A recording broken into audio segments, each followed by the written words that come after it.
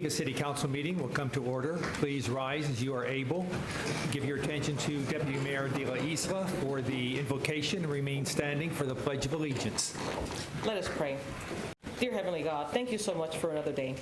Father God, tonight we pray for all of our communities across our nation that are struggling, who have lost in our officers. Father God, I pray a special prayer of protection over our police officers here in Topeka, and also for their families, and also for all of those who have devoted their lives to the service, selfless service of protecting others. Father, tonight in this meeting, we just ask for your wisdom, for your guidance as we are making decisions on behalf of the city tonight. Give us as a team unity, Father, as we're making decisions, and give us kindness and compassion towards each other and towards everybody else. Lord, thank you so much for all you do. Thank you for allowing us to live in this wonderful city. Amen. I pledge allegiance to the flag of the United States of America and to the republic for which it stands, one nation, under God, indivisible, with liberty and justice for all. Good.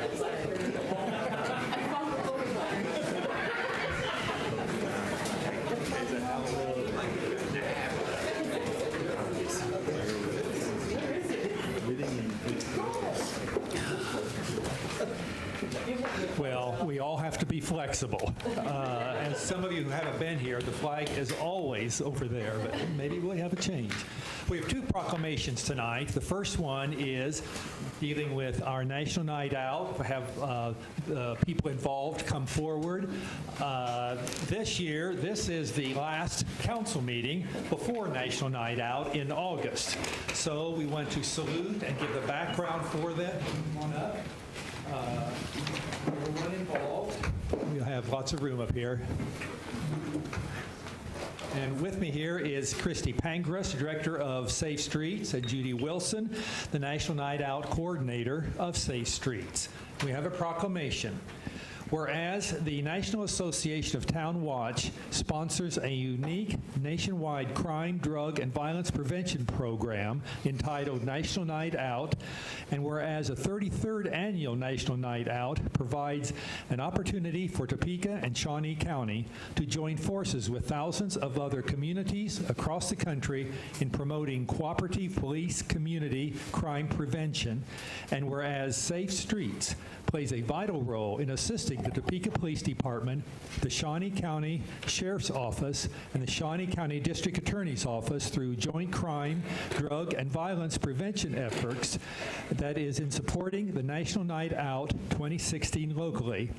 And whereas it is essential that all citizens of Topeka, Shawnee County be aware of the importance of crime prevention programs and that their participation can have an effect on reducing crime, drugs, and violence, and whereas police community partnerships, neighborhood safety, awareness, and cooperation are important themes of this year's National Night Out program. Now, therefore, I, Larry Walgass, Mayor of the City, do hereby proclaim Saturday, August 6, 2016 as National Night Out. And Christy, you want to tell us a little bit about the number of neighborhoods involved? Sure. The number of neighborhoods is changing daily. Right now, we have about 80 neighborhoods throughout Shawnee County that are participating. We are super excited for this. If anyone's still interested in signing up, we certainly have openings and would love to have more. This is just so great to see all the enthusiasm throughout the neighborhoods. We've got some represented here with us today. It's just a phenomenal event. We're so grateful for the support of the city, the county, and all of our partner agencies. And Topeka is one of the largest numbers of any place in the country, right? We were ranked 7th in the nation for cities our size for our National Night Out events. So that's due to all these fine folks. Thank you. Thank you to all of you.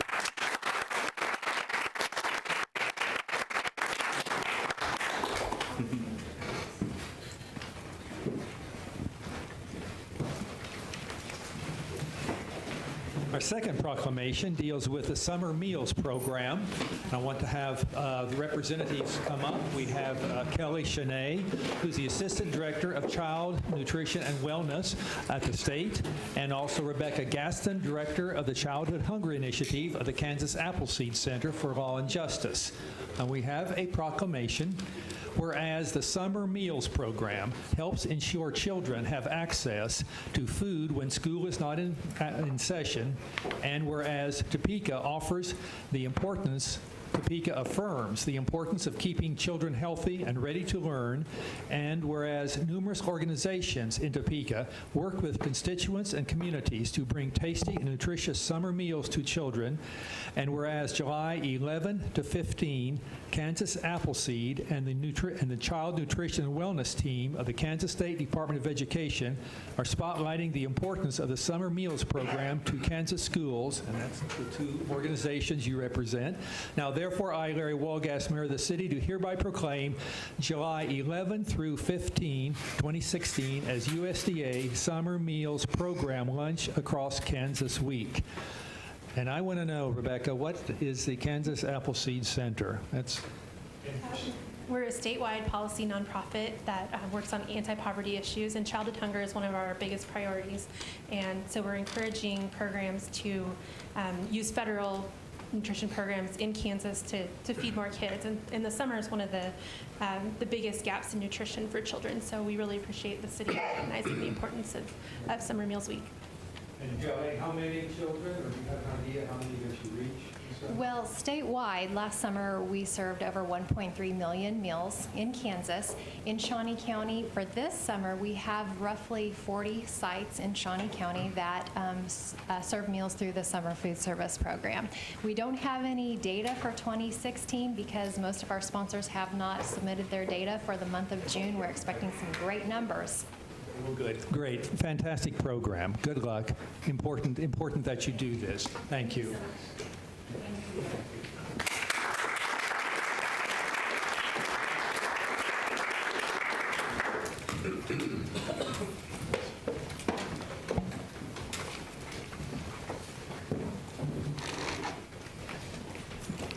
Mr. City Manager, then we have a presentation. If you would introduce, please. Thank you, Mr. Mayor. I'm going to ask Mr. Fyander, Planning Director, to talk about the Futures 2040 Topeka Regional Transportation Plan. Thank you, Mr. City Manager. Good evening, Your Honor, council members. Yes, tonight we are formally kicking off the process for the Metropolitan Topeka Planning Organization's Long-Range Transportation Plan. We wanted to let you know a little bit about it, what it is, how the public can be involved. And formally, this was in past lives known as a long-range transportation plan. We do this every 5 years. We took the opportunity to rebrand it a little, so we're calling it Futures 2040, Topeka Regional Transportation Plan. Futures referring to a lot of the different growth scenarios that we're going to look at in our plan, as well as try to rebrand the whole discussion beyond short-term pothole-type discussions and get into sustainable solutions for our network of transportation. So, Futures 2040, we have a planning team. The oversight is by the MTPO Policy Board, of which Councilmember Cohen and Jensen and Hiller are part of. We have a steering committee and planning and MTPO staff. That will direct a consultant team led by RDG and Parsons Brinkerhoff, which we are actually very excited because those two project managers have some strong Topeka ties and knowledge base after working here and living here. So we're very excited to have them on board. What is this? As I mentioned, this is a federal requirement of all MPOs across the nation. Our MPOs, the Metropolitan Topeka Planning Organization, made up of city, county, TMTA, Transit Authority, the state, KDOT, as well as federal highways. So in exchange for doing planning work, we make our transportation project eligible for construction dollars from the state and federal highways. So this will guide, so probably every transportation project gets its start in this plan. And this will guide decisions for the region. The region itself is more than Topeka, but not the entire county. You can see here the boundary, the red boundary on the map is our planning area for the MTPO, and it's about 159,000 in population. It does not include any other cities in the county other than Topeka. And this was something that was agreed to and arrived at about in the early 2000s when we went to this form of MPO. Okay.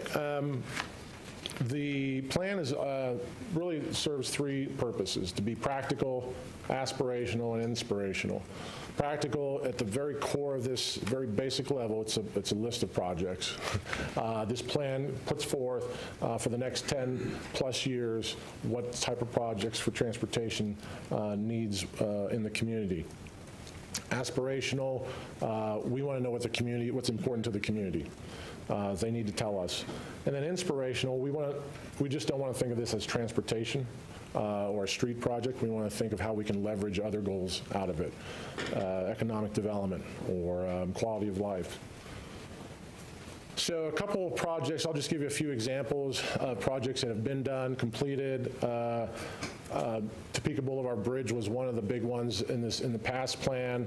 I show this to you just because, although there was some chatter one time of not doing that, not doing the bridge or replacing it. So this plan helps flush through those ideas, shows that we needed it. The network, the capacity is absolutely critical. Then we also have a futures sort of project that is planned but not committed yet. That's the Polk-Quincy Viaduct redo, I-70 through downtown. And again, that's a badly needed safety project, but we can leverage better access to the downtown and the riverfront and an image through our core that we don't have right now. Some projects that were committed to in the last plan 5 years ago that are done or under construction include Southwest 17th between Yurish and Arvonia. And then also we're getting underway with Southeast California 33rd to 37th. So the projects for streetwise, these are arterials, these are big road projects that we're talking about. But we also have a lot of what I call littler projects, connectivity projects, complete street projects, the pedestrian, the bikes, transit stops.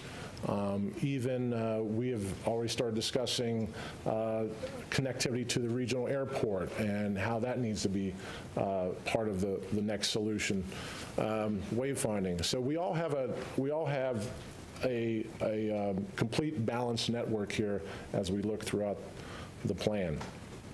The plan also could do a few cool things too, as well as look at concepts and designs. So if we have a project, and I threw this one in there as an example, we know we have a 12th Street project in the half-cent sales tax. This is sort of looking west of Washburn. And it's also on a bike route.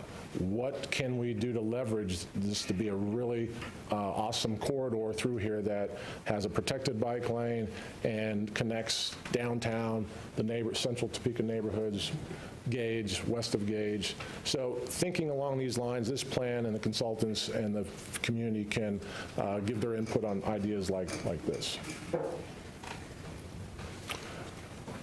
How? So how do we get there? What's in we accomplish by getting a list of projects and initiatives two ways. One is very technical.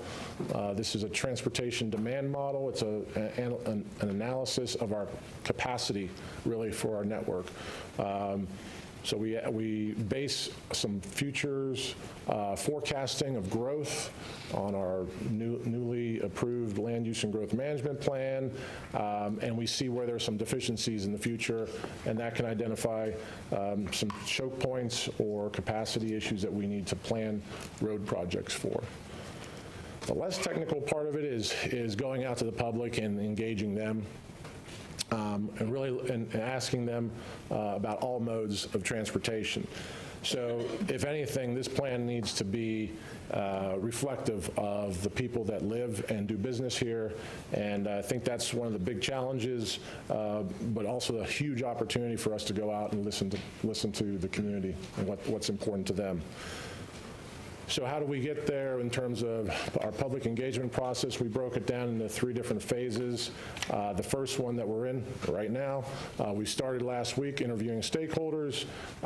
We just have put online live today a survey that we will be getting out to the community We're going to be going out to community events, doing some pop-up exhibits, and getting face-to-face surveys with people. And then we'll roll into a kickoff meeting in August 18th for the community. We'll drill down a little more in the fall. We'll do more modeling, and then we'll also go out to each sector of the city, the community, in what we call quadrant meetings, get some more feedback, and then wrap up in the winter with really a selection of projects and prioritization of what projects, what initiatives are important to those to the community. So we'll do another round of surveying at that point. Most of all of the project information will flow through the MTPO's website, topeka.mpo.org. The two immediate things that we are asking for help on, that we can get the public involved with, and you as well, is to take the survey. There is an online survey at topeka.mpo.org. I took it before I came here. I was a little wordy, so it took me about 6 minutes, but if you're not wordy, it'll take you less than that. But it's just a click, a couple open-ended questions, but you can get through it pretty quick. And then posting pictures also, we want to engage a little bit different as well with our social media. If you can post pictures on our platforms, Facebook, or Twitter, or Instagram, and hashtag it Futures 2040, we will go out and grab those and research them and put them on a map. And we also have a mapping tool in the survey, but just little different ways of reaching people that we may not normally reach. So I think that's kind of it. So we'll be getting out more information on this in the next day or two, and how people can take advantage of this. We have a series of meetings. We're trying to meet with as many groups as we can to get input. So we're very excited to get going on the futures. And I thank you for your time tonight. Thank you. Are there questions for Mr. Finder about the report? Councilman Harmon? Thank you, Your Honor. Bill, this reminds me, is Port Quincy still a viable project? And is it part of this or not? Sure. Councilmember Harmon, when this plan was done 5 years ago, it was in what we call more the visionary 10 to 20 year time frame. We actually amended the plan to bring this up into the 10-year time frame, a little more commitment. KDOT has already gone to field check on the plan. We'll be having a presentation here at the end of the month at the policy board for right-of-way acquisition. So they are moving to that point. Obviously, the construction dollars have to come as well. Mm-hmm. Councilwoman Ortiz? Thank you, Mr. Mayor. Bill, does this plan allow people to vent about the bus station that's on Quincy that we need to so badly move? We are the capital city, and man, it's crazy when those people get off and they're sitting and the bathroom lines. Just if you've never been down there, go down there and experience it. But Greyhound. what we could do, St. Louis, other towns, they have their public transportation in with their railroad, and I just think we need to do something.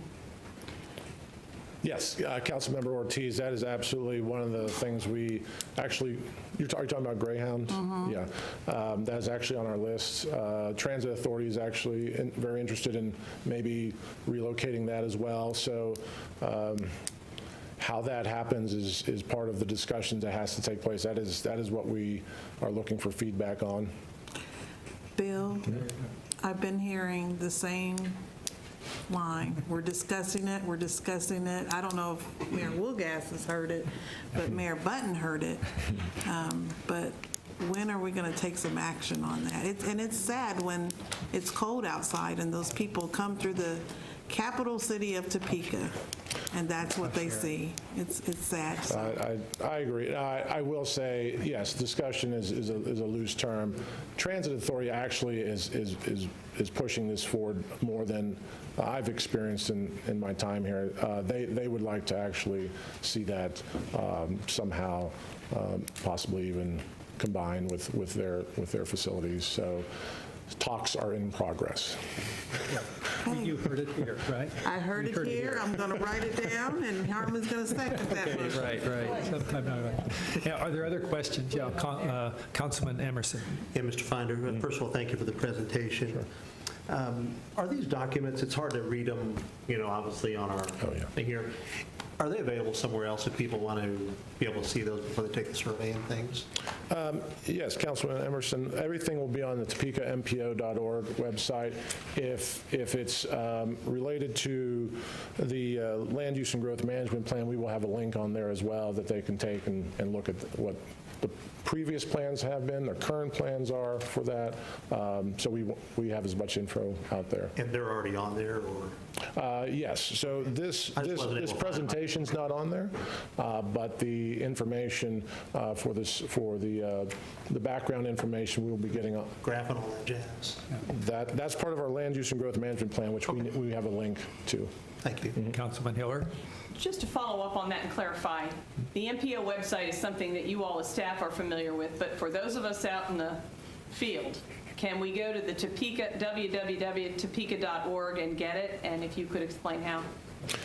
Yes, Council Member Hiller, we have actually a transportation planning page on Topeka.org that we've cross-linked to the MPO website, and so we are cross-pollinating that as much as we can. So if you do go through our own Topeka.org website, you could get there as well.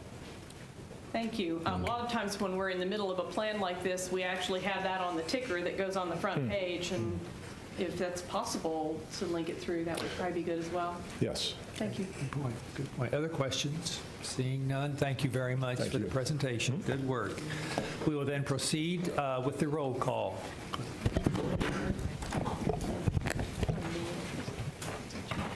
Mayor Wolgast. Here. Ms. Hiller. Here.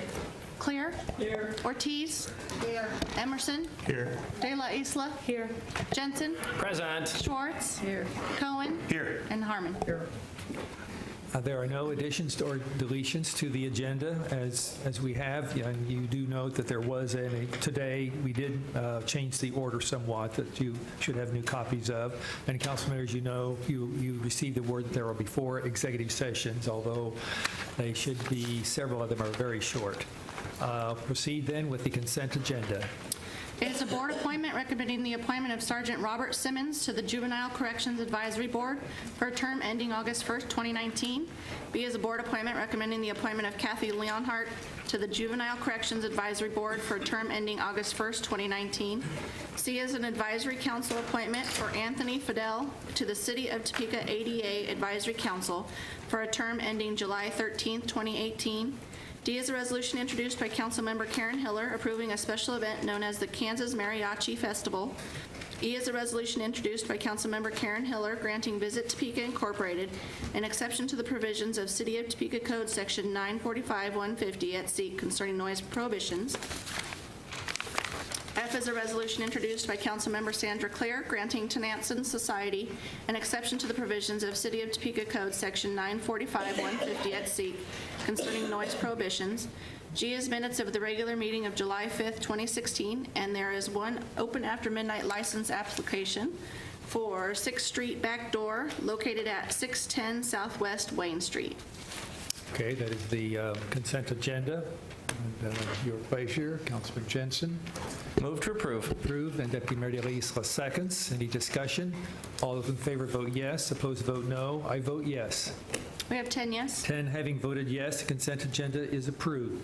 And Councilman, I want to point, the first 2 appointees there are to the Juvenile Corrections Advisory Board. That's a state statute board, so it's not a city board. Therefore, nominations are not required from the council members, and we don't list the district in which they live, that you notice that. But we do accept nominations from the council whenever we have these. Now, I want to introduce the two new appointees, Sergeant Robert Simmons, if you would stand, please, and Kathy Leonhardt, both going on the Juvenile Corrections Board. Thank you very much for your service. It is greatly appreciated.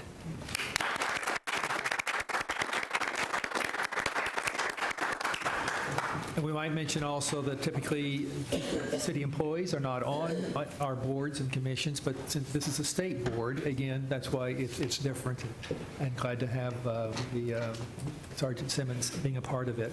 Okay, yes, Councilman. It's my understanding that on the board that the police chief appoints somebody. Is this his appointee? No, or no. It's your appointee? Yeah. So he will have someone else there as That's well? right. Okay. This is a very state statute, very specific. The city appoints, I believe, 3, the county commissioners, the sheriff department, the police department, the Topeka Public Schools, and about any public entity involved with corrections has an appointee on it. Okay, So it's a very, but this is Sergeant Simmons and Kathy Leonhardt we would say, the city of Topeka appointees. Okay, to the board. I just wanted that Yeah, clarification. Thank you, good question. Okay, completing the consent agenda, we go to the action items, a public hearing and ordinance. Clerk would read. It is a public hearing and an ordinance introduced by City Manager Jim Colson relating to the vacation of a 16-foot drainage and utility easement running diagonally across property located between 1920 and 1830 Southwest Wanamaker Road in the city of Topeka, Shawnee County, Kansas. Mr. City Manager. Thank you, Mr. Mayor. I'd ask Mr. Fiander to present a brief overview of this item and to answer any questions. This is dealing with the vacation of a drainage easement. Thank you. Good evening again. The proposal would, as you can see on the screen, is to allow the vacation of a 16-foot wide drainage easement to underground pipe that flows underneath that parking lot. This is located just, it's in the 1800 block of Wanamaker, just south of the Jiffy Lube, if you can place that. A new Medicist clinic is being proposed to go there. So we are recommending approval of the vacation, provided that the owner reroutes the drainage facility around the building, which they have proposed. We are under review with the permit right now. We think it looks good. It'll be and they'll have to record a private drainage easement around the building. So we are, staff is in favor, and look for a motion to approve when ready. Are there any questions for Mr. Fiander? We have a need, as a vacation, we have to have a public hearing. So public hearing is now open if anyone wishes to speak on this vacation. Seeing none, we declare the public hearing closed. Mr. Harmon? Thank you, Your Honor. I'd make a motion to close the public hearing and adopt the ordinance. Okay, it's been moved to approve, close the hearing and approve the ordinance. Any discussion? Moved and seconded. All in favor vote yes. Opposed vote no. I vote yes. We have 10 yes. 10 having voted yes, the ordinance is approved. We go to item B, the social services, contracted services grant. B is approval of the 2017 social services and contracted services allocations in the amount of $784,881. Okay, and recognize the committee chair, Deputy Mayor Elisa, for the report. Thank you, Mayor Wolgast. In summary, like our clerk read, we are requesting $784,881. The funds are going to be distributed $229,000 for contracted services, $102,000 for emergency aid services, and $453,000 for prevention and counseling. Just for the information of the council, I wanted to give you a little bit of a background on how we came to the determination of these funds. If you look in your packet, you will find that one of the council members at one point requested that we have a copy that demonstrated the years prior of funding and the current years of funding. You will have that in your packet. The way that it was determined to go about the funding was on the 23rd, we had a review application process, and the grants had been reviewed by a panel of professionals selected by last year's committee. And once those professionals went ahead and graded those, we were presented with a formula that was a very simple formula. Organizations that scored 100% to 80% would be allocated a 2% over what they received in the year 2015. Organizations that scored 79% to 60% would receive a 1% allocation, and organizations that scored 59% to 50% received no allocation. Now, it is important for us to note that if you take a look at the spreadsheet, you will see that we have used 2015 as the base year. And the reason that we did that was because when we were working, as you all know, this is a new process, and we were working on trying to figure out what the best way was for us to allocate these funds, we noticed that in the year 2016, because we did not set caps, organizations requested a significant larger amount than they had requested the years prior. So 2015 was the first year that we really had a baseline number for us to go from. So although it may appear that organizations were funded less prior year than to this year, it is only because we used 2015 as a basis, because that was our base year before organizations started asking for a lot more funds because we didn't have a cap on that. For this year, I will say that in addition to that, we only had one organization that requested an appeal. We had a public meeting for that organization, and it was determined that in a vote 2-1, that the organization would not receive funding this year. However, I am happy to report that I have had subsequent meetings with this organization, and we're really working hard to ensuring that they are going to be successful next year. At this point in time, that is our report. I want to thank publicly Councilman Jensen and Councilwoman Clear for doing the hard work that they did as we worked through the process. In addition to that, we are looking forward to, now that we're done with the budget process, we are going to start working on next year's process to ensure that we have an early start.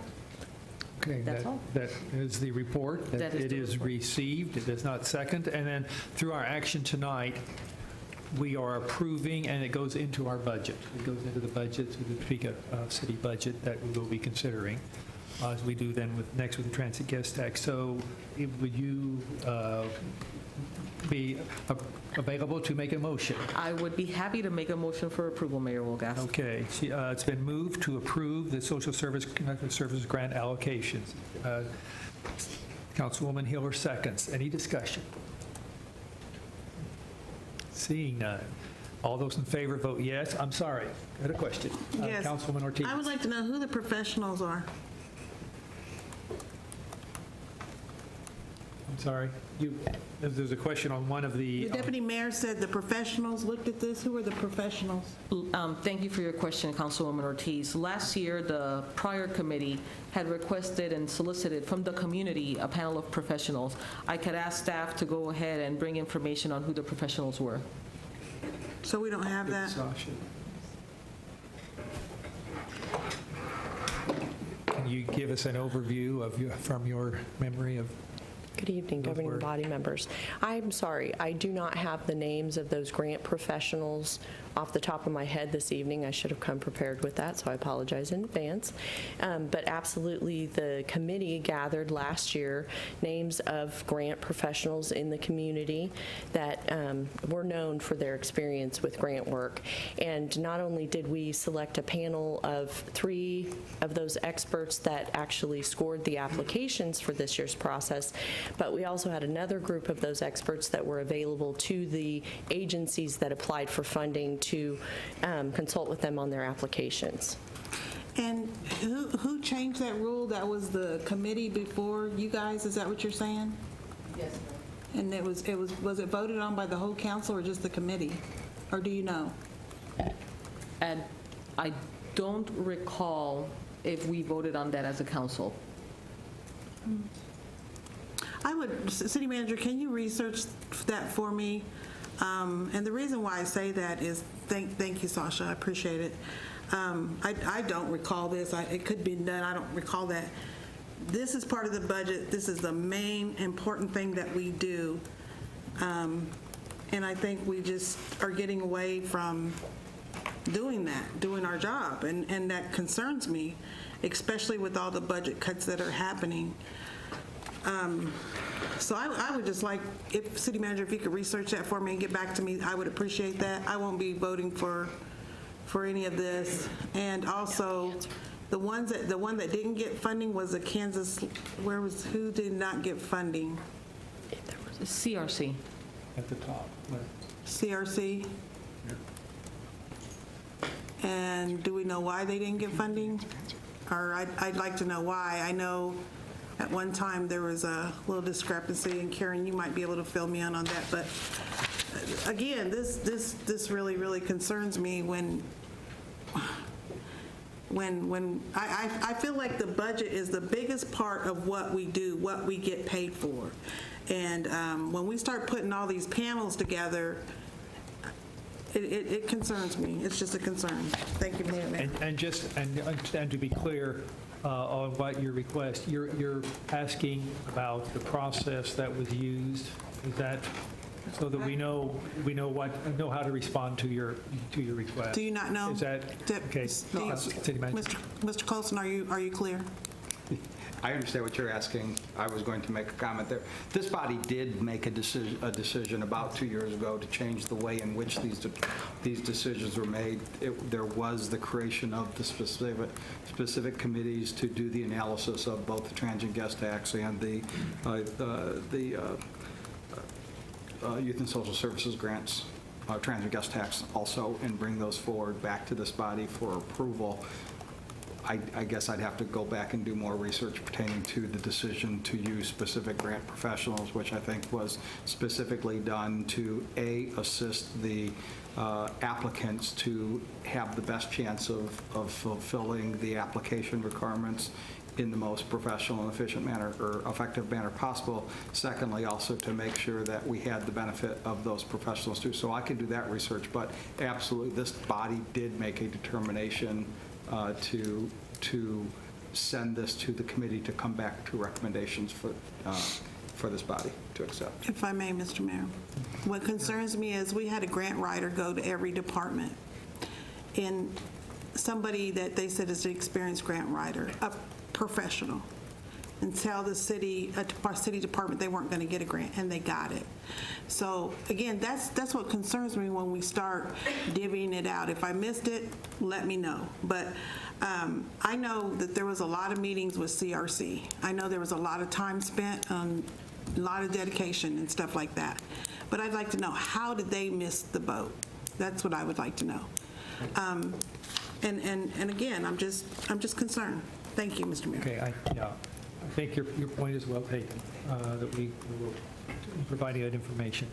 Councilwoman Clear.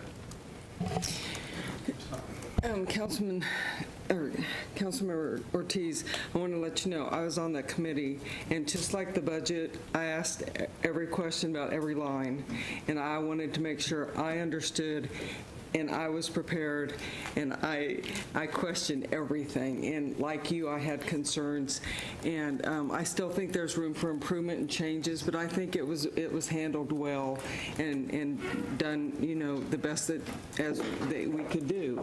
And I understand your concern. And we did have a meeting with CRC, and we helped them a lot last year. And they didn't follow through. We followed through. They didn't follow through. So I feel very good about this. Thank you. Deputy Mayor, and I apologize, I missed you earlier in going back and forth. Quite all right, Mayor Wilgast.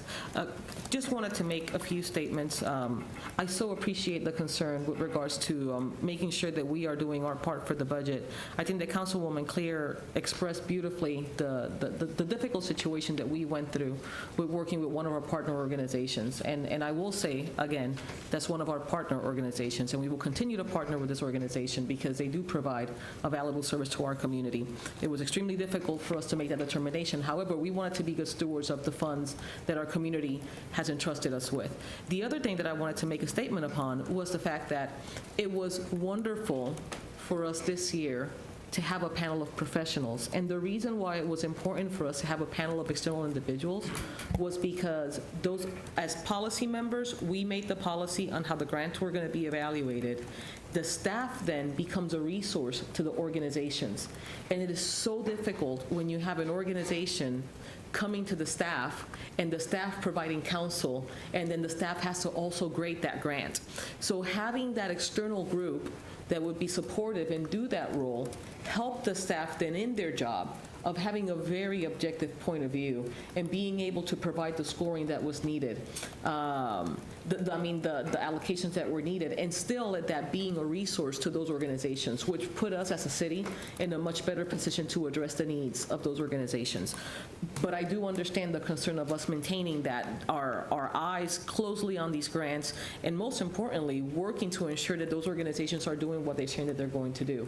But that was just one portion that was sent out that was very helpful to staff.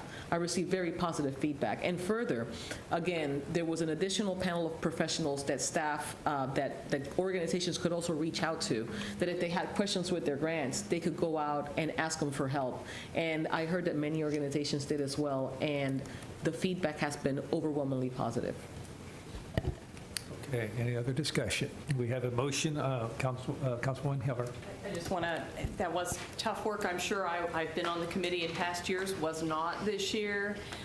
We did want to depoliticize that so that it was not a matter of everybody's board members showing up now or at some other time. And so I'm sure city manager will get back with us on the particulars. But if you recall, after the whole allocation process is over, then each year's committee is tasked with evaluating how it went and putting together a suggested calendar and a suggested allocations process for the future year, which is then brought to the council in roughly January or February. So it is not in the middle of any allocation process, so that, again, to depoliticize it as much as possible was to look at how things went the year before, and if people thought it went well or had concerns.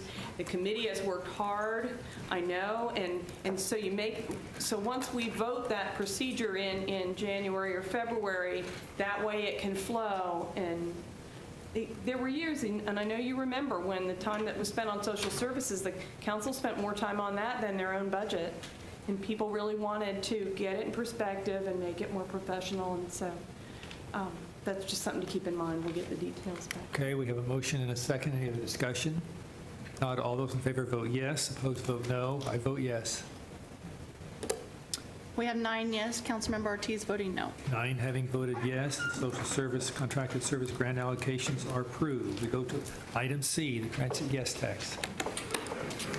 C is approval of the 2017 transit guest tax allocations in the amount of $2,781,123.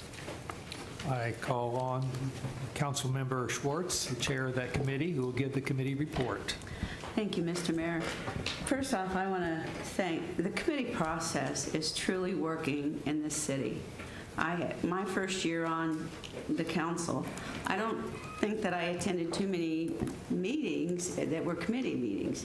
And we have had, in the last several years, more committee meetings than I can ever remember in the first year. So the committee process is really working. I want to thank Councilman Emerson, Councilman Cohen, and Councilman Harmon for the many TGT meetings that we've had in the last year or so. And I had some concerns about whether or not the things that we were voting on in this budget were carrying forward. And so I asked the staff to reach out to some of those. And if you look at the Transit Guest Tax Fund budget, you'll see where the money is going to be going in 2017. So we reached out to the people that were the new 1% fundees, and we got some reports back. I want to thank Lisa for taking care of that today because it was on very short notice. And we have one of those grantees that has the development. They're planning development papers and documents, and we remembered those, and that has gone through Evel Knievel, and they are, getting the distribution of funds. We have the other Plaza, Constitution Hall, and Jayhawk Theater that all responded, said they're working with the city. The deadline to get their development agreements done is October 14th. But what this specifically is that we're voting on tonight is to just put the money in the budget. So if you look at the briefing on it, it would allocate $1,459,954 to Visit Topeka, $203,285 to Visit Topeka Bid Fund, $372,535 to Sunflower Soccer, $55,622 for admin fees, $268,272 to Downtown Plaza, $23,430 to Evel Knievel, $53,108 to Jayhawk Theater, $27,725 to Constitution Hall, and $132,386 in contingency funds. Then there's the additional $184,804 will transfer to the general fund for the Topeka Zoo. So that's what we're voting on tonight, is just to put the money into the budget. So with that, I would move that we approve the committee report. All right, it's been, committee report is received. It's been moved that we approve the transit guest tax allocations to go in the budget as presented. Councilman Cohen seconds. Is there discussion? Councilman Jensen. Thank you, Your Honor. I want to thank the committee for all the work they put in. I will abstain from this vote as I am a board member for the Jayhawk Theater. All right. Is there other discussion? Councilman Clare.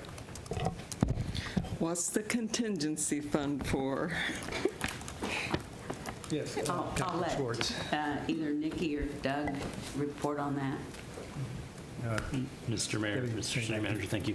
Councilwoman Clare, that is, we never know how much in TGT funds we're going to get on any given year.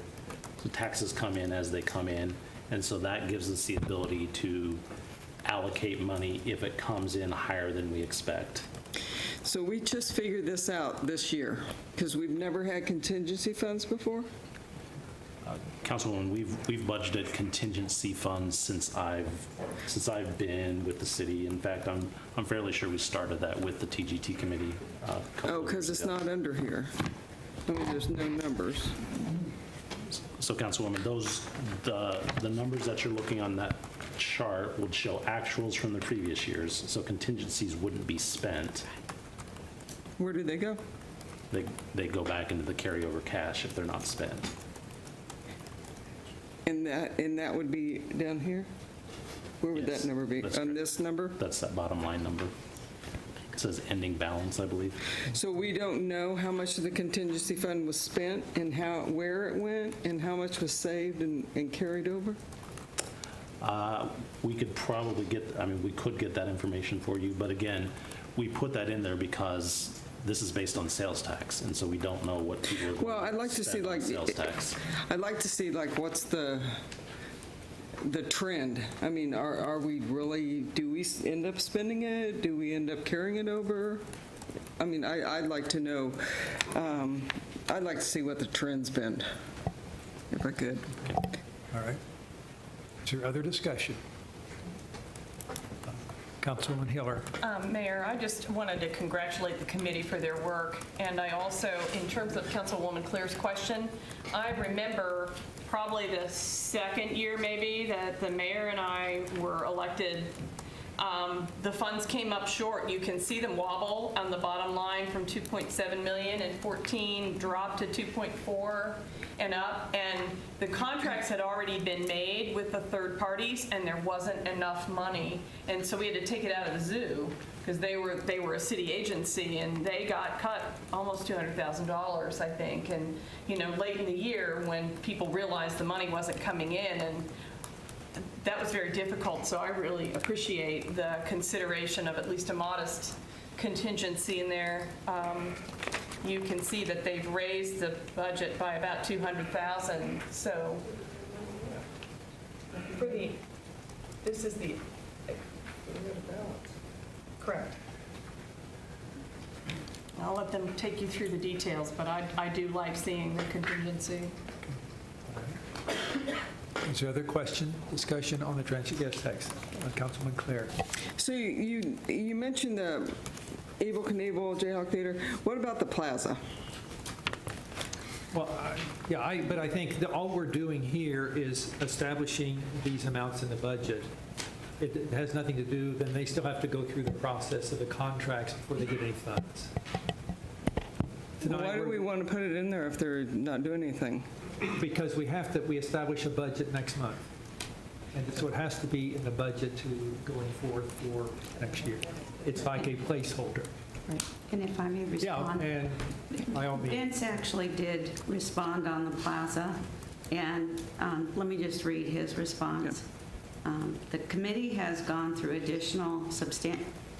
substantial effort in developing plans for a public plaza. This process has solicited public input through a survey, identified a property that meets the needs of a public plaza and holds potential for surrounding economic development. We have discussed the potential site and concept with the city manager and mayor, and they have asked us to take more time and consider alternative options. That which we are doing now. We're working towards a deadline and we'll be prepared for a presentation in the near future. And I want to add to that I think part of the problem in deciding where you're going to put something, property prices start to go up. So we have to find the right place for the money that we're giving to downtown Topeka to put the plaza. So there's just a lot of delays in trying to get all of that done. And once they get the property identified and purchased, I think everything's going to go through with the downtown plaza. And we've already voted on it many times. And the contracts the deadline is in October. I don't know the date, that all of those three that are still out, they have to get back to. So it's going forward. Yeah. Things have been done. Yeah, it's good questions, good discussion. Other questions we have? We have a motion and second. We do have public comment on this. Mr. Joseph Ledbetter. What if they need 500,000? What if they need more?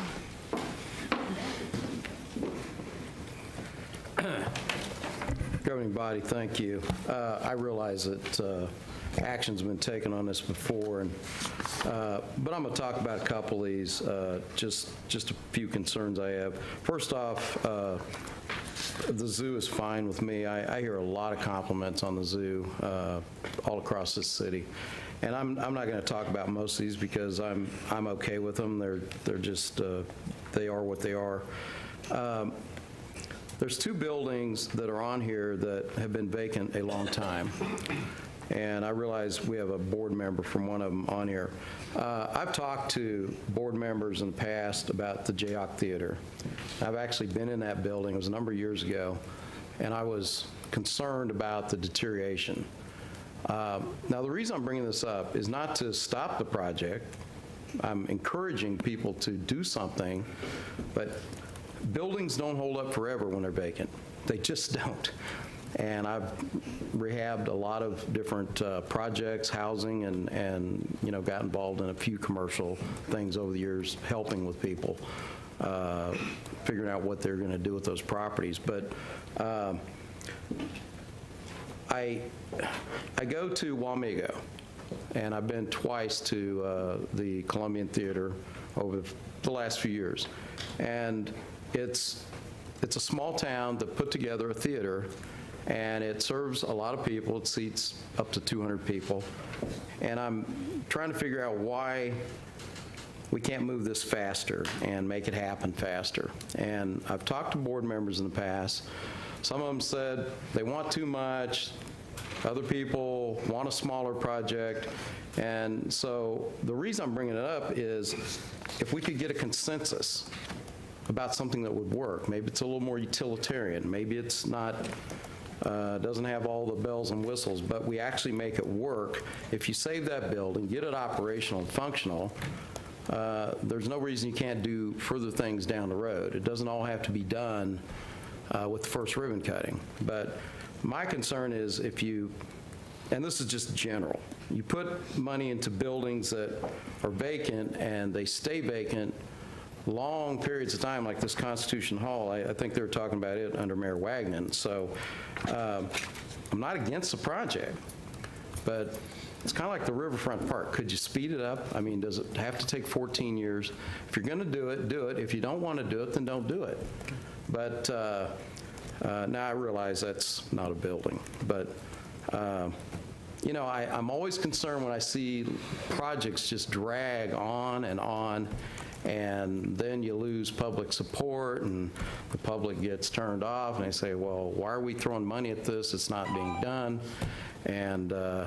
And I talk to a lot of people in this town, and these are some of the concerns I've heard over the years, and I would just encourage the theater to make it happen.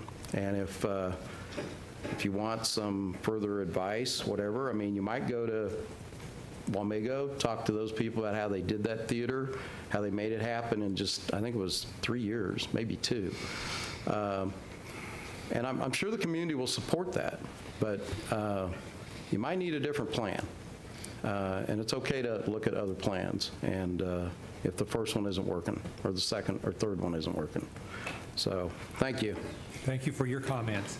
We have a motion and second to approve the transit guest tax allocation. No other discussion. All those in favor vote yes. Those vote no. I vote yes. Miss, you're abstaining. We have 9 yes. Councilmember Jensen abstains.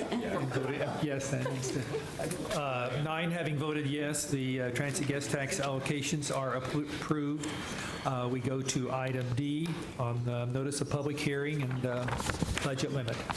D is establishing a public hearing date of August 9, 2016, for the purpose of hearing and answering objections of taxpayers relating to the proposed City of Topeka 2017 operating budget, setting the maximum expenditure limits, and authorize the publication of the public hearing notice in the Topeka Metro newspaper. Mr. City Manager. Thank you, Mr. Mayor. I'm going to turn this over to Mr. Gerber just to provide an overview of what action is being taken tonight and how that plays into the overall adoption of the budget. Mr. Gerber. Mr. Mayor and Mr. City Manager, thank you. This is my 3rd budget with the city, and I think I've had the pleasure of introducing this item each of the 3 years. It's a big step in the process, certainly, but it's also a routine step. It's something that's required to do. In the end, you know, skip to what your goal is. In the end, if you adopt this, what you will be doing is setting a public hearing date and the maximum expenditures for the 2017 budget. You'll be setting a public hearing date of August 9th, 2016, and a subsequent budget adoption date of August 16th. So that's what this does for you tonight. Just by way of further detail, everyone should have received in their packet the notice of the budget hearing. That's actually what you're working to approve tonight. And Nikki Lee can come up and address questions on that if there are some after I'm done talking here. But the numbers in this sheet, in the proposed budget hearing, reflect all the discussions that the council had at the budget committee, including the adjustments made to the general fund. Specifically, those adjustments included $108,000 towards council salary and benefits, $24,000 towards mayor pay and benefits, an additional $25,000 for summer youth employment, an additional $25,000 for the neighborhood in neighborhood relations for the neighborhood event and beautification grant program. Details to follow, I think. And so those were the increases in revenue reflected from the last budget committee meeting, or increases in expenditures, excuse me. And then those were offset by revenue increases, including $86,000 that increased due to different assessed valuation than we had predicted, and also an increase of vacancy credits by $95,000. Now, before you take your vote on establishing the public hearing, I want to, in sort of the big picture perspective and to make sure the council is fully informed, let you know of one other change that we figured out today. As we have discussed with you, as Ms. Russell, I think, brought up at the last budget committee meeting, we're in budget discussions right now regarding health insurance. We received our numbers from Blue Cross today, and we had originally budgeted for about a 13.5% increase. The numbers from Blue Cross came in at slightly over 19%. So that is a difference of $497,000. That will be reflected across all funds that have personnel in them. So the general fund will be the largest hit. Just under 70% of that number will have to be absorbed by the general fund. At this point, we don't have a specific recommendation for how we will absorb those costs. We have ideas, and we believe we'll be able to, but we're not going to. We would prefer that we have a recommendation to you when we come back with the cost share agreement within the next month or two. As you know, we negotiate cost share with our bargaining units, and once we're able to get that resolved, then we'll bring that agreement to the council, and we'll better be able to accurately let you know what the new costs will be and how we'll allocate those across all of the funds. Councilman, or City Manager. Yeah, thank you. So Doug alluded to it, but I think that it's important to understand we are not in any way recommending a change to the overall budget number. We're still talking about a flat mill levy budget. We are very confident, based within the various opportunities that we have in the budget, that we can make these adjustments, which really become seamless to this organization. But before we sit here and talk about it specifically today, we want to continue to get through these conversations. But we are extremely confident that this body can proceed with setting the maximum number, and it's consistent with all the conversations had up to this point. So the maximum number that we are using is the original number that you proposed as with the budget. Mr. Mayor, that's correct. It also reflects all the changes from the last budget committee meeting. But Yes. it's still the same. It's still the same figure, even though we have increased some funds. Correct. That's correct. And now this one also will have to be in there. Correct. Okay, I think Councilman Ortiz first. Okay, Councilman Claire. Good thing we have contingency funds. I need to know, who do we ask besides Blue Cross and Blue Shield? Do we actually investigate with other insurance companies, and this was the best? I mean, I'm guessing it was. I'm just double checking. Let's try to answer that, but we don't want to get into that too much because our item here is public hearing date and maximum budget. I don't know if there is a... Yeah, go ahead. Thank you, Mr. Mayor. The simple answer. So the simple answer is that we go out to bid. We went out to bid last year. This year was the second year of the two-year bid. We will go out for bid again, so per an RFP.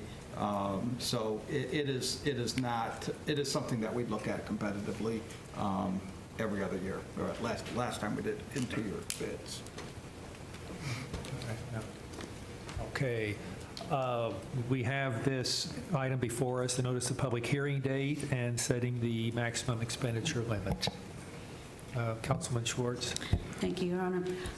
I just want to add that I really appreciate this. The staff works so hard on all these budget details that we go through. And I had asked last week that we have a hearing, a public hearing, before we vote on it. And I really appreciate all the work that all the staff citywide go into this budget process. It takes a lot of time, so thank you. Councilman Harmon. Is there a motion on the floor? No. Okay, I'd make a motion to establish the public hearing date for the 2017 operating budget. Okay, and as part of that, they set the ceiling limit. Thank you. It's been moved and seconded by Councilman Ortiz. Any discussion? Councilman Jensen. Thank you. I hit the button wrong again. Would you clear the board, please? I've got wetting on the brain. I'm sorry. Okay, you're going to use that excuse for 1 week. This is the only chance I get, I know. Any other discussion? If not, all those in favor vote yes. Opposed vote no. I vote yes. We have 10 yes. 10 having voted yes, the public hearing date and maximum ceiling of the budget has been set. We go to item E on the Consolidated Annual Action Plan. E is discussion and overview of the City of Topeka 2017 Consolidated Annual Action Plan and establishing a public hearing date of August 9, 2016 for the purpose of obtaining public input on the 2017 City of Topeka Consolidated Annual Action Plan. Mr. City Manager. Thank you, Mr. Mayor. I'm going to ask Ms. Hahn to come forward and present on this item and answer any questions. Okay, good. Good evening, governing body members, Mr. Mayor, Mr. City Manager. Tonight, I am delighted to do a brief presentation for you on our one-year annual action plan. Formally, the action that we're asking you to take is to set the public hearing for August 9th for our annual consolidated action plan. And that evening, you'll consider adoption or approval of that plan so that we can submit it to the Department of Housing and Urban Development. So, most of you probably remember last year when we went through the 5-year plan process for our HUD programming. So we submitted that plan to HUD, and then each year they ask us to submit a more detailed action plan for the year that has an actual budget that describes the programming and how we're going to be allocating those HUD resources. So that's this year's process, is the one-year action plan for those HUD funds. So why do we need a plan? Obviously, it is our planning and resource allocation document, and it does provide us it gives staff the opportunity to take a look at the affordable housing and local housing market conditions in Topeka and keep an eye on that and make sure that our programming fits the needs of our community. It is required for HUD funding for our entitlement grants. In addition to that, I think it's important to point out that we align our annual action plan budget process with the city budget for a couple of reasons. This allows us to enhance our grant-funded programs with general fund dollars and CIB or capital improvement budget dollars. In addition to that, it also provides the local match that we are required to have for our entitlement grant funds through Housing and Urban Development. This plan that we will submit with your approval will secure nearly $5.8 million in not only federal grant funding, but also general funds and then capital improvement dollars. So the objectives, we have national objectives that we have to meet for housing and urban development policy. Those include suitable living environment, which means availability and accessibility of affordable housing, decent affordable housing. So again, affordability is the purpose of that one, and then sustainability of the programming that we create in the community. More specifically, our objectives in neighborhood relations and housing services are to enhance the quality of neighborhoods. Some examples of the way that our annual action plan does that is it provides housing rehabilitation and accessibility projects in the neighborhoods. It also provides demolition programming and anti-blight activities in our neighborhoods. We provide support to the neighborhood improvement associations through these dollars in this plan, and we also provide the neighborhood improvement associations those empowerment and SORT grant programs that you guys are familiar with. Those bring about some really dramatic improvements with the SORT funds, and then smaller scale but definitely quality of life improvements with the empowerment grant program funds. In addition to that, we also provide a portion of the social service funding that you guys reviewed during your ECD item earlier. We work on increasing home ownership, obviously, through our Topeka Opportunity to Own program, and we enhance housing with support services, and that is provided through our Shelter Plus Care program, which is a rather large $1.4 million grant fund that comes to the city and other social service agencies, and this enables us to house folks that would otherwise be homeless due to chronic mental illness. And finally, we do work on homeless prevention in the community with these grant funds as well. Through our Emergency Solutions Grant, we're able to provide rapid rehousing, rental assistance, and shelter operations support in the community. So those are really how we attain our objectives through the programming that we have in the community. So we included in our consolidated action plan our CDBG, or Community Development Grant Funds, Block Grant Funds, Emergency Solutions Grant, Shelter Plus Care, and then the Home Investment Partnership grant stream. To give you an idea of how we're using each one of those, we receive about $1.7 million in community development block grant funds. We're using that for rehabilitation projects, accessibility, demolition, infill, and then the TOTO, or Topeka Opportunity to Own program. Home Investment Partnership are similar activities. Those are pretty housing and physical environment specific.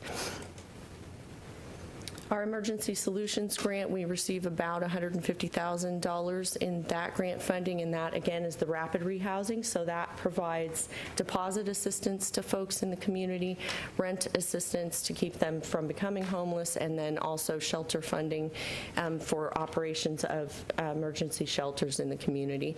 Shelter Plus Care, as I stated, the city receives $1.4 million in that to provide the Shelter Plus Care program, which houses folks that may otherwise be homeless with chronic mental illness conditions. So here's our public involvement process. We we held 4 meetings for service providers, so the social service agencies that we work with in community. We set up 4 different meeting times, daytime, evening time, to try to accommodate schedules. We had 2 public meetings for the general public, and again, those were during the day and in the evening. We are currently in a 30-day public comment period in which the public has access in paper form if they choose to come to our office or the clerk's office and look at the document, or you can view it online. You all were provided with the link to our annual action plan draft that is in and available for public review. That public comment period will close obviously before our August 9th public hearing. And then finally, you guys will be asked to take final action and accept and approve our 1-year action plan so we can submit it to HUD on August 9th after the public hearing is held. So that is the long and short of the presentation on our annual action plan. I would be delighted to answer any questions that you may have. Are there questions on the consolidated action plan? This is one of the bigger amounts of money and many different programs. And because it's not, in a sense, the city money, we have really less direct involvement with it, knowledge of it, but it's just so vitally important. Deputy Mayor Delisa. I have no questions, Mayor. I would make a motion to approve. It's been moved to approve the consolidated action plan. Councilman Jensen seconds. Any discussion? Councilwoman Clear. Sasha, do you do this every year? Have you done this every year? Yes, ma'am. The annual action plan is required annually. And so is this usually the percentages that we put into each one of these major headlines on the back here? For the most part, you're looking at the budget document that was included in Novus. I just wondered if Yes, it for the most part. changes or- Some of the percentages are required percentage amounts that, like for community service activities or whatnot, there are set caps that HUD provides to us. But I would say yes, generally our activity areas haven't changed a whole lot. We find that the community feels like this is a good service provision to meet the needs. Okay, thank you. And I encourage you to get involved and learn about these because there are so many different ones. It takes a while to be acquainted, be aware of what all they do. Councilwoman Hiller. If you can bear with me, maybe I missed the motion. The motion was not to approve this. It was just to set the hearing, was it not? That's all we're doing tonight. That's correct. Yes, ma'am. And we'll assume that the motion is to set the hearing for which will be on August 9, and that's when the hearing and action will be taken, which is really then prior to us setting our budget because it relates to our budget. Thank you for that, pointing that out. I thought I heard that in the conversation. Good. Now, we're planning to do a public hearing on the city's budget and then actually vote on it on the 16th, the week later. Will we vote on the con plan, usually they travel together. We do the hearing at the same time and we vote at the same time. So was the expectation that we would have the hearing on the 9th and then vote on the 16th? On this one? Mr. Mayor? Yes. No, ma'am. Typically, historically, we have the public hearing and the council or governing body's consideration of the action plan or the consolidated plan or whatever we'll call it on the same evening, and that was we intended to stay that course. We did discuss that during agenda review, and staff was directed to keep the public hearing and then consideration of the plan together in the same meeting as we traditionally have. You know, if there should be some major issue, we could have to have a change, but typically there is not very many people who would. We're hopeful that public hearing. I understand that. We usually do that with our budget too and chose to split it. So I was just double checking. Okay. Are there other questions? Councilman Ortiz. Sasha, is there room for, I know these are federal grants, federal dollars, and we get them because of the low to moderate income, correct?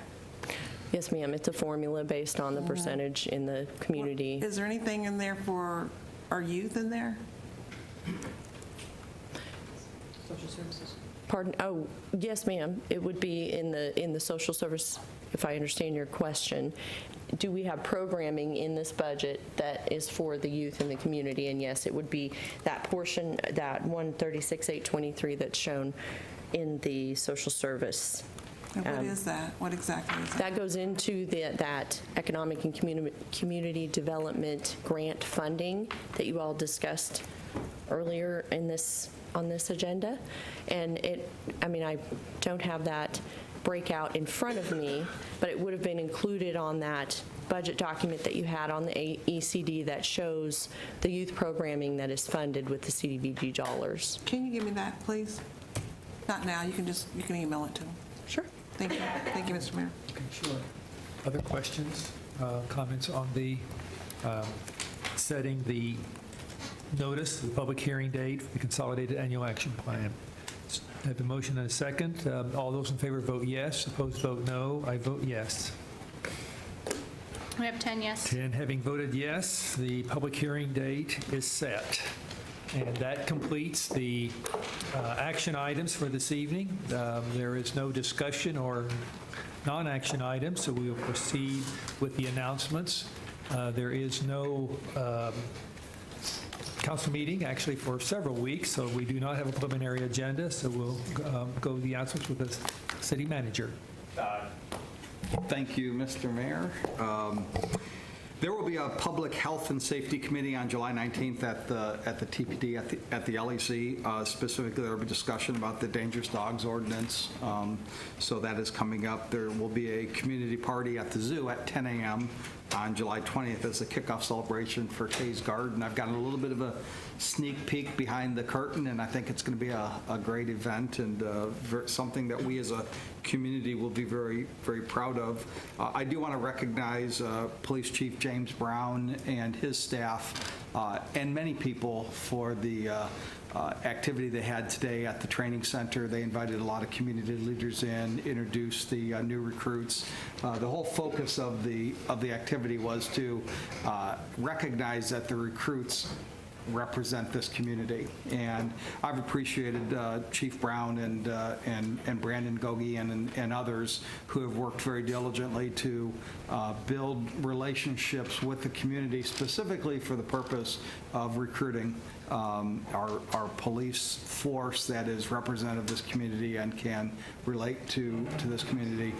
It is obviously such a very challenging and difficult time in public safety and in police with the activities that are happening today. And I look at what the city of Topeka has done and what this body has done in supporting the public safety community and our police department and our fire department. We should be very proud of the community that we have and the relationships that we've built. But there's not a day that goes by that I don't recognize that things can happen here and we need to be diligent and vigilant on everything that we do. So I thank you for your support. The chief knows that he has our support, and we will continue to work to protect this community, but mostly make it a community that likes each other and interacts with each other.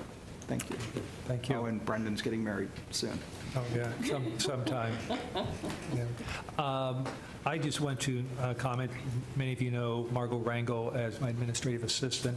Her father's been very ill, and he passed away this Sunday, and funeral service is tomorrow. So we've not been in the office for approximately a week. Just wanted to make you aware of that fact. To Deputy Mayor De La Isla.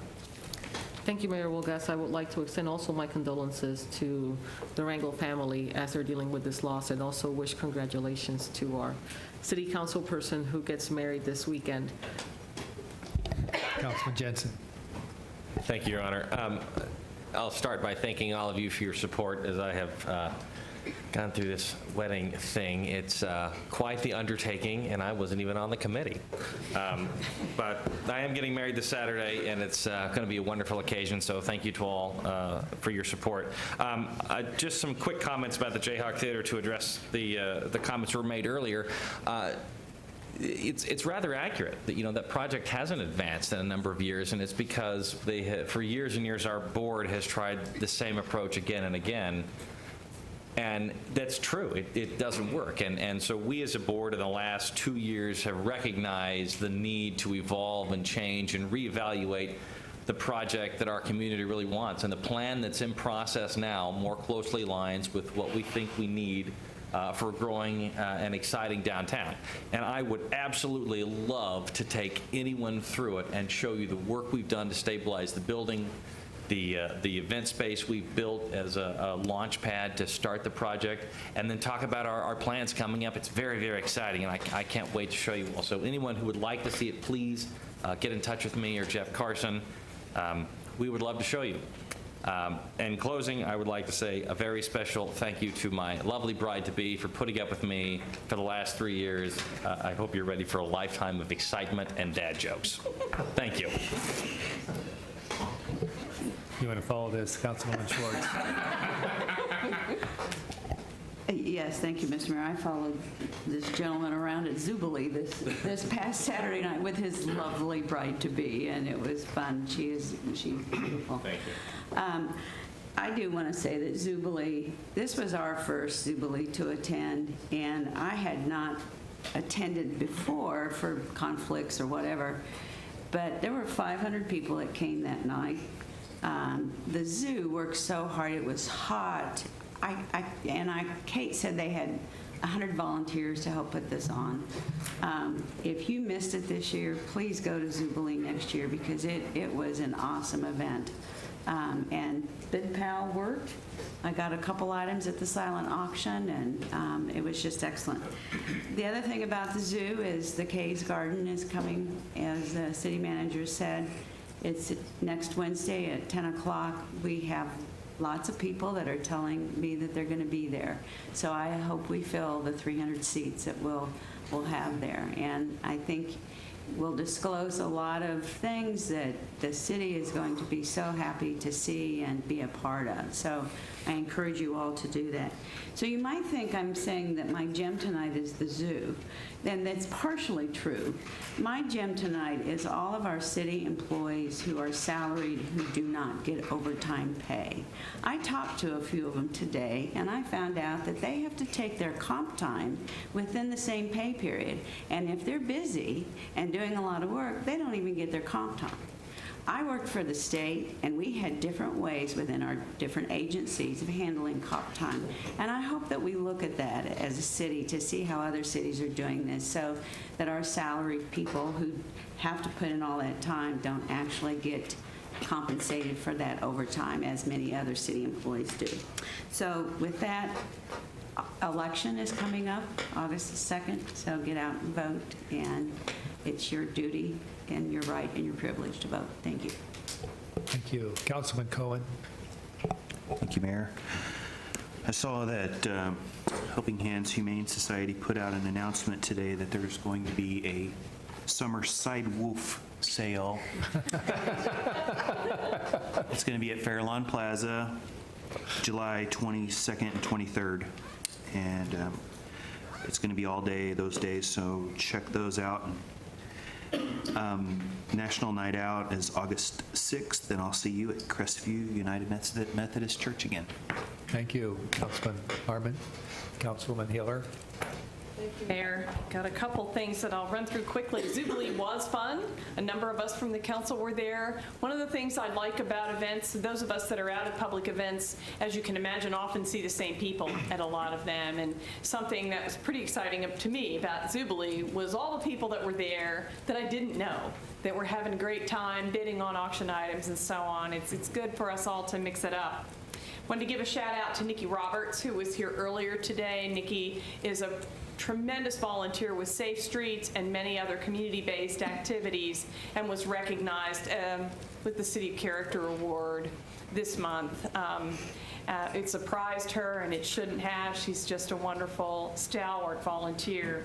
I also want to recommend that maybe someday we have a presentation on the Heartland Healthy Neighborhoods initiatives here.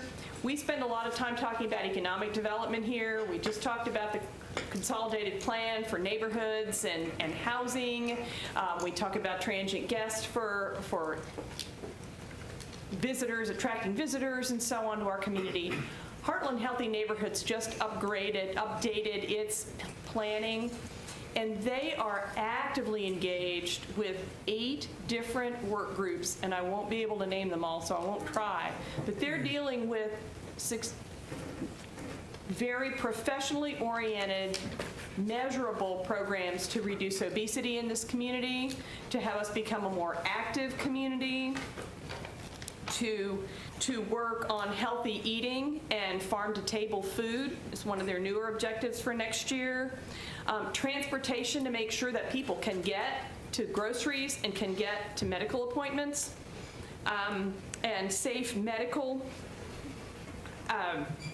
listings and so on for seniors and people who are at risk in case of an emergency, and also a Healthy Babies initiative because we have a very high infant mortality rate here.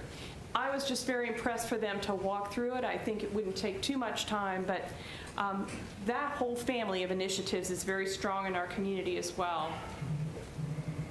Want to encourage people in terms of community events that Seek La Via is coming up, our first Bike Fest here in Topeka. That is the event that was voted on when Visit Topeka adopted the events approach to our branding for Topeka. It will be actually all weekend, the 29th, 30th, and 31st.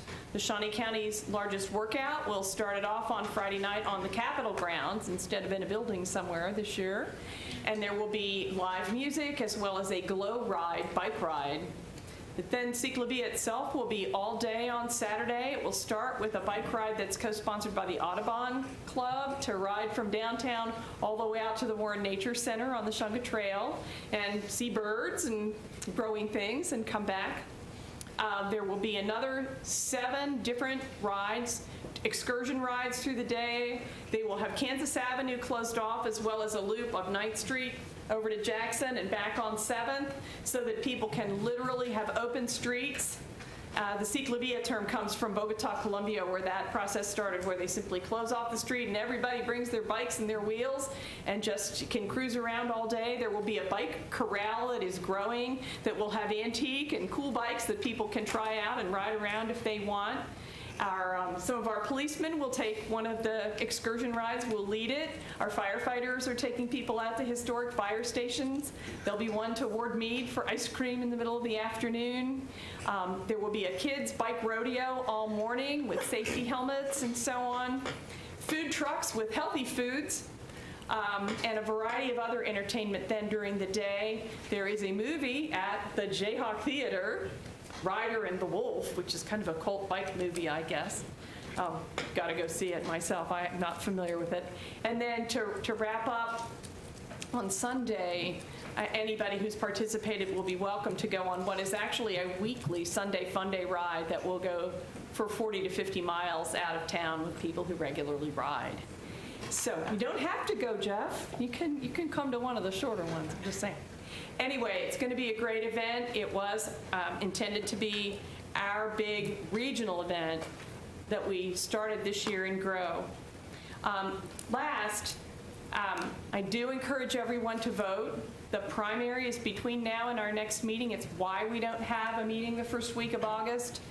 A lot of people have been putting a lot of work into voter registration, and I want to take my hat off to all of that effort, but also to point out publicly and hopefully get some buzz going. My understanding is, and I can't name them all, and I should be able to, but a number of our local elections are going to be decided at the primary this year, and that's very unusual. 2 Republicans in one of our county commission races, for instance, 2 Democrats in one of our county commission races. And so once that primary occurs, that election is over. So a lot of times people skip that primary, and I do hope that we can show that we can do a big turnout in Shawnee County, both in August and in November. And other than that, yes, Brendan, happy wedding. Enjoy. Thank you. Thank you. Councilwoman Clear.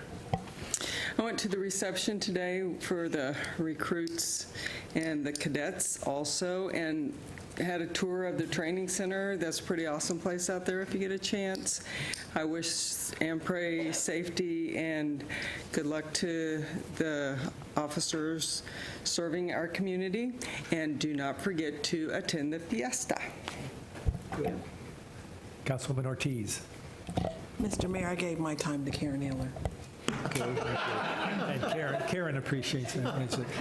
Councilman Jensen. Thank you, Mr. Mayor. I'll speak for Brendan, I guess, here. I had a few constituents ask me about the 37th in California project. Hadn't seen a lot of activity out there as far as taking the street out. And great local contractor, Cement Line Excavating, is doing that project. However, it was discovered kind of late in the game that there were several utility conflicts. Public Works right now is working diligently with utility companies to get those resolved. And we're having a project meeting on Thursday to try to expedite things, but that will happen. That will be starting shortly, and it will be a mess to avoid that area. It'll be a mess for a while, but it'll be fantastic when it's done. But to end on a more positive note, I was also at Jubilee, and it was a fantastic event, and I just want to also point out that Mr. Wiley introduced me to several, I guess they're interns, and I was very impressed. These were people that came from Pennsylvania, I want to say Wisconsin, St. Louis, and all these people come to our zoo to get experience, and because of our reputation and Mr. Wiley. So thank you to Mr. Wiley and everybody at the zoo. Well done. Thank you. Thank you. That completes our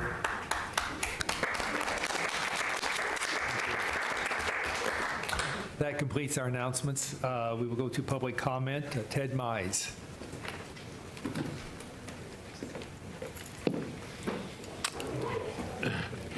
Good evening, Mr. Mayor, Mr. Council, Mr. Colin, our city manager, and council people.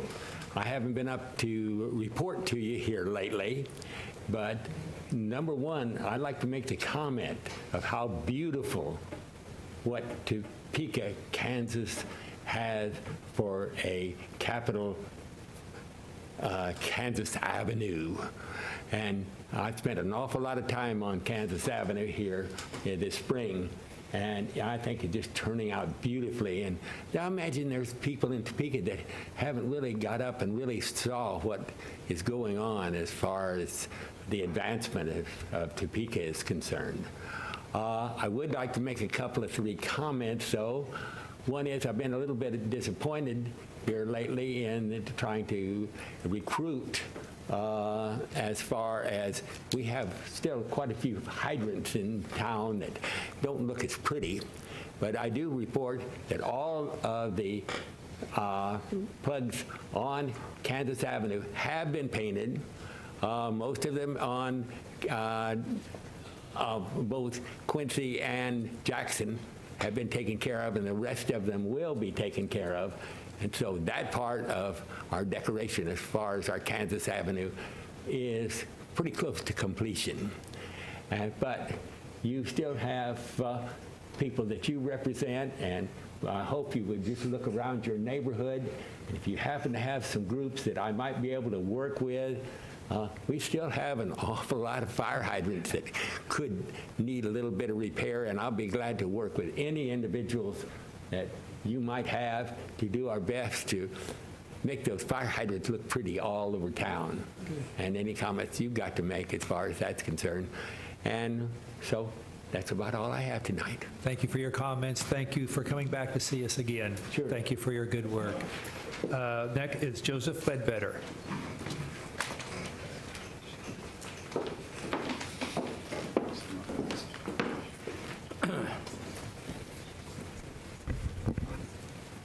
Thank God for contingency funds.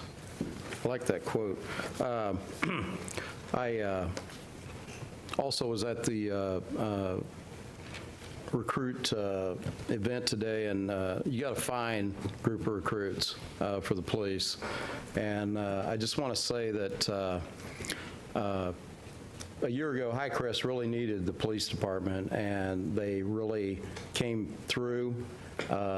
It's just been very peaceful over there for the last year once we dealt with the gangs and the problems, and we have a remarkable police chief and his staff, the police department, and I know the council and the manager and the mayor all support him and support them, so thank you.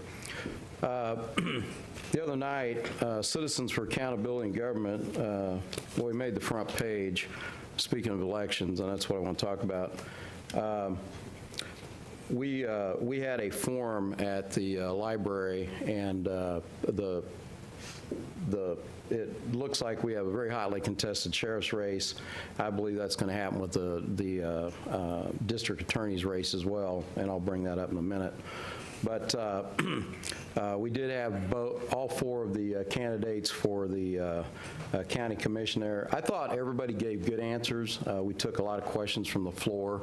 You can tell these people are dedicated to at least wanting to do those jobs if they're on the outside, and on the inside if they've done the jobs. So you're going to get another chance to hear from these people at Highcrest, NIA.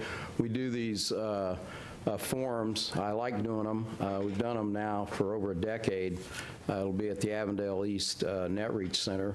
And on the 28th of July, starting at 6, and we'll have the two of the county commission race, District 3 there, then the sheriff's race, and then the district attorney. So if you have not heard from these candidates and you want to hear from them, I've asked for some extra seating, and these forums, we run them very well. I'm not just bragging on me. I get help, but we make sure they're very professional. There's not personal questions asked, but people answer tough questions. So if you want to run for office, I think that's how you should have to run for office. I think you should have to answer tough questions about what you're going to get yourself into. Lastly, I want to put these into the record. I was asked by one of the CAG members, Citizens for Accountability in Government, to put this in the record because we don't have a JADO meeting for a while, so I thought you might find this interesting. If you put one in the record, we have one for the manager and one for each of the elected officials. What I'm handing out is a piece of the past, and by the way, I would like to look at the Jayhawk Theater, so I'm just putting that on record. I mentioned that earlier because sometimes you have to change your plans. And that's, I believe, what we're doing with economic development. We're changing the way we've done business. I really like Matt. I've met with him a number of times. He's met with CAG. He's met with a lot of people in the community. But in the past, we had Topeka claiming that they were never involving themselves in elections, and yet when I look at the Growth Organization 990s, page 4 of 2014, they claim that they were not involved in any elections or in opposition to any candidates for public office. The reason I'm putting this on the record is because I want to get this stuff behind us. But I don't want it to just sit there and act like it didn't happen. And I've talked to Matt about he's absolutely going to stay out of elections. I think I've said enough. I appreciate the work of the police department and you're welcome to attend this forum, and just be aware that there are still things that need to be fixed, but we're going to work on them, okay? Good, thank you. Thank you for your comments. Next is Josh Miller.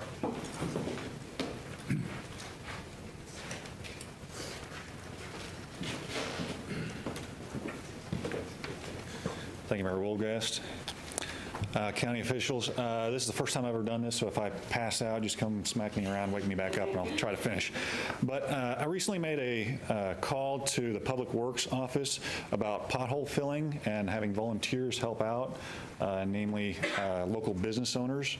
And maybe I confused her, but she said that there was an ordinance against having that. I don't know, for safety reasons, but I talked to Mr. Peak, and he said he didn't know of one, so maybe I just confused her. But what I was proposing is having a trained official supervise some business owners to help fill in potholes, and they would get a little bit of advertising for it. You ask any business owner, and they'll be happy to put in some elbow grease for a little free advertising. But let's see, where was I?